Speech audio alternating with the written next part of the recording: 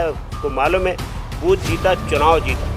पिछली बार हम 28 लोकसभा जीते थे, इस बार जनता के आशीर्वाद से छिंदवाड़ा लोकसभा भी जीतेंगे। 29 की 29 सीट भारतीय जनता पार्टी जीतने जा रही है। नमस्कार, आप देख रहे हैं द लपेटा में आपके साथ राघव शर्मा। लोकसभा चुनाव की तारीखों का ऐलान हो चुका है। अब बीजेपी तमाम पार्टियां मैदान में आ चुकी हैं और सब तैयारी कर रही हैं। सर, जिस तरह विद्यार्थी की एग्ज़ाम की डेट आ जाती है, विद्यार्थी ज़्यादा उत्साहित हो जाता है कि अब एग्ज़ाम होने वाली है, तो बीजेपी पार्टी अब कितनी उत्साहित है कि एग्ज़ाम अब आगे? भारतीय जनता पार्टी का तो एक एक विद्यार्थी पूरी तरीके से कमर कस के लगा है। जितना उसको अध्ययन करने के लिए उसको दिया जाता है, सिलेबस दिया जाता है, पूरा कर रहा है। अभी भी 3 दिसंबर को जब मध्य प्रदेश में चुनाव के परिणाम आए, उसके बाद से लेकर के लगातार भारतीय जनता पार्टी का कार्यकर्ता मध्य प्रदेश में लगा है और लगातार अभियानों के माध्यम से अभी भी जब हम बात कर रहे हैं तो 13 मार्च से लेकर 22 मार्च तक बूथ विजय अभियान में कार्यकर्ता लगाए। उसको मालूम है बूथ जीता चुनाव जीता, इसलिए वो अपने बूथ को मजबूत करने में लगाए।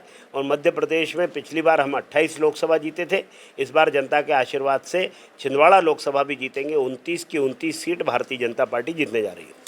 सर, कांग्रेस ने सिर्फ अभी 10 प्रत्याशियों का नाम जाहिर किए हैं, बाकी प्रत्याशियों की लिस्ट नहीं आई है, तो क्या लगता है कि जातीय समीकरण कहीं ना कहीं वो इसी लिस्ट में भी, पहली लिस्ट में भी जातीय समीकरण उन्होंने रखा है, तो कोई लिस्ट में ऐसा दिक्कत तो नहीं जातीय समीकरण? मेरे पास तो जानकारी ये है कि लोग उनके यहाँ चुनाव लड़ना ही नहीं चाहते। वो तो कह रहे हैं कि थोड़ा बहुत हमसे सहयोग ले लो लेकिन चुनाव मत लड़ाओ। उनको मालूम है हवा का रुख क्या है।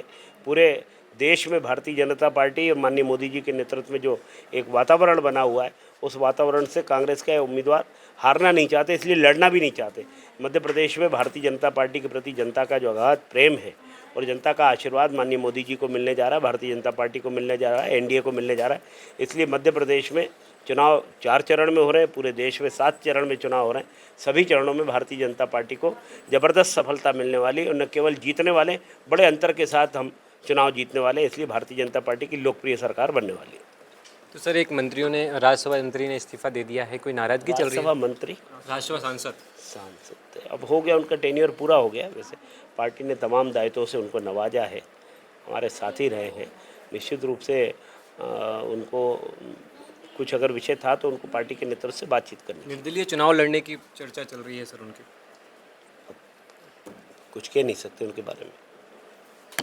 तो ये थे हमारे साथ भगवान दास जी। उन्होंने कहा कि इस बार पार्टी बिल्कुल कमर कस कर मैदान में है और 400 पार का नारा पूरा होगा। संजय के साथ राघव शर्मा की रिपोर्ट है भोपाल से।